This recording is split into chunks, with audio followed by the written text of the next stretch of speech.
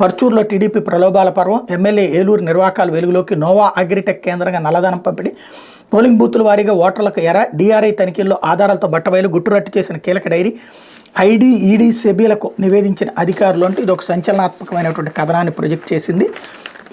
ఇందులో ఓటర్లను ప్రలోభాలకు గురి చేయడం, దొంగ ఓట్లను మోసాలకు పాల్పట్టడంలో టీడీపీ అధినేత చంద్రబాబు సిద్ధహస్తుడని మరోసారి రుజువైంది. నల్లధనాన్ని వెజ్జాలు ఎన్నికల అక్రమ మార్గాల్లో నెగ్గేందుకు ఏకంగా ప్రత్యేక కార్యాలయాన్ని ఏర్పాటు చేసుకున్నట్టు ఆధారాలతో సహా బట్టబయలైంది. 2019 ఎన్నికల సందర్భంగా ప్రకాశం జిల్లా పర్చూరు నియోజకవర్గంలో టీడీపీ పాల్పడిన అక్రమాలు రాష్ట్ర డైరెక్టరేట్ ఆఫ్ రెవెన్యూ ఇంటెలిజెన్స్ తనిఖీల్లో తాజాగా వెలుగులోకి వచ్చాయి. టీడీపీ ఎమ్మెల్యే ఏలూరు సాంబశివరావు చైర్మన్గా ఉన్న నోవా అగ్రిటెక్ కంపెనీ కార్యాలయం కేంద్రంగా ఎన్నికల అక్రమాలకు తెగబడినట్టు డీఆర్ఐ కీలక ఆధారాలను గుర్తించింది. ఆ వెంటనే ఆ కంపెనీకి చెందిన కీలక వ్యక్తులు పరారు కావడం గమనార్హం. ఆదాయ పన్ను, ఐటీ చట్టం, enforcement directorate, securities and exchanges board of India SEBI నిబంధనలు ఉల్లంఘించి ఎన్నికల అక్రమాలకు పాల్పడినట్టు తేలింది.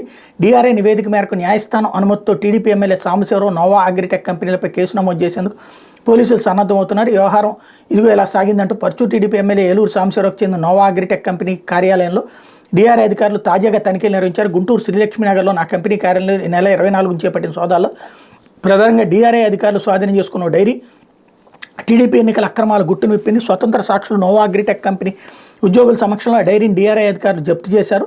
నోవా అగ్రిటెక్కి చెందిన ఉద్యోగి పుల్లెల అజయబాబు ఆ డైరీని ఉపయోగించారని కంపెనీ ఉద్యోగులు వెల్లడించారు. ప్రస్తుతం రిటైర్ అయిన పుల్లెల అజయబాబుని కార్యాలయానికి రావాలని డీఆర్ఐ అధికారులు సూచించిన వెంటనే ఆయన పరారు కావడం గమనార్హం.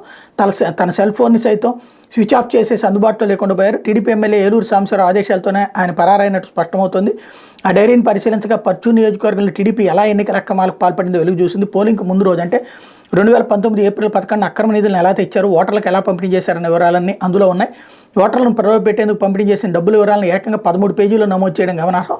ఓటర్లను ప్రలోభపెట్టేందుకు టీడీపీ ఎమ్మెల్యే ఏలూరు సాంబశివరావు భారీగా నల్లధనాన్ని తరలించిన డీఆర్ఐ సోదాల్లో వెల్లడైంది. అందుకోసం షెల్ కంపెనీల ద్వారా అక్రమ నిధులను చేరవేశారు. ఆ డబ్బుల వివరాలేవో నోవా అగ్రిటెక్ కంపెనీ రికార్డులతో సరిపోలకపోవడంతో అదంతా నల్లధనమైన రుజువుతోంది. కంపెనీ బ్యాంక్ ఖాతాలో ఆ నిధులు జమ, విత్డ్రాలకు సంబంధించిన వివరాలు ఏవీ లేవు. అంటే ఓటర్లను ప్రలోభపెట్టి ఎన్నికల అక్రమాలకు పాల్పడేందుకు వెచ్చించిందంతా నల్లధనమైన నిర్ధారణ అయింది అన్నటువంటి వార్తని హైలైట్ చేశారు.